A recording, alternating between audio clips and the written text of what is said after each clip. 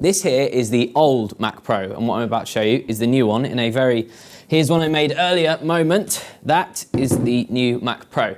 Now, you can fit 8 of those inside that. I think you'd probably have to smash things in a little bit, but apparently you can fit 8 in. There's been some incredible design work done here, and we're going to talk to you all about it.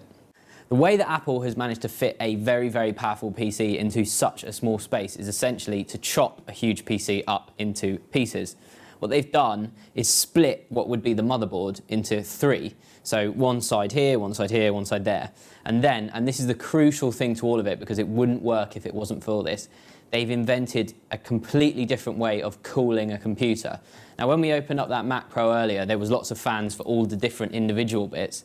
This time round, there's just one single fan which sucks air up the bottom of the computer here and sends the hot air out the top. It's called the Thermo-core, and basically what it's doing is all the parts here, the processor and everything, when they get hot, cool air comes through, takes that heat away, sends it out the top. It's a very, very clever way of doing things, and actually I think a lot of computer designers and manufacturers will emulate this design quite quickly.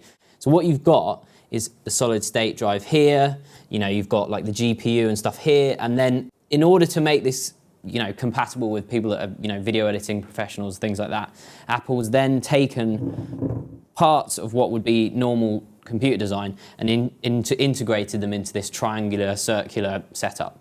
So like here, for example, that is the RAM, and you can just pop new pieces of RAM in should you need to upgrade it.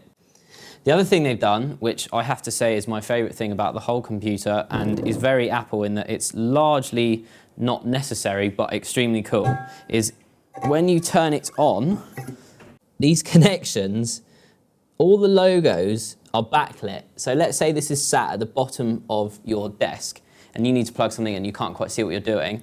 These will light up so you can see whether you're putting in USB, Thunderbolt 2, anything like that.